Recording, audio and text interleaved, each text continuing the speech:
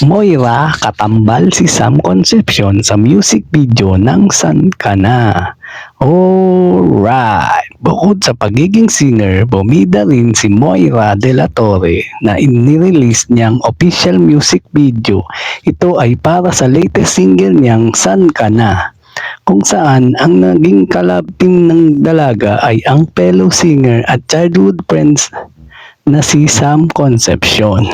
Ang kanilang role sa MV ay bilang couple na biglang nagkalabuan, ngunit hindi pa sure ang dalaga kung nais na niyang mag-let go o umaasa pang magkakabalikan sila ng binata.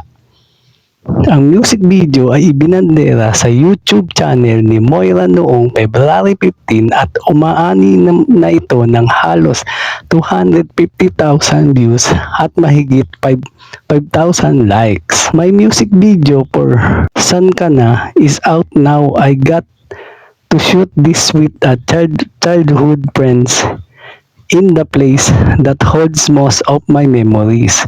My hometown, say niya na ang tinutukoy ay ang Olongapo. Mensahe pa niya sa kaibigan, "Thank you for doing this with me."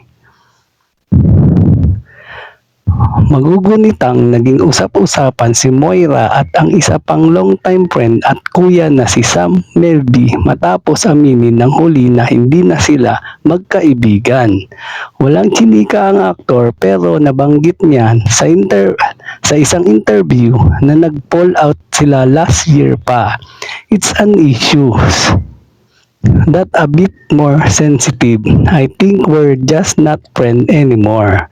Sambit niya sa panayam. Nilinaw rin niya na hindi naging third party si Moira sa hiwalayan nila ng dating fiancé na si Catriona Gray. At yan ang totoo. Alright! Thank you for watching po. Follow for more video. Salamat!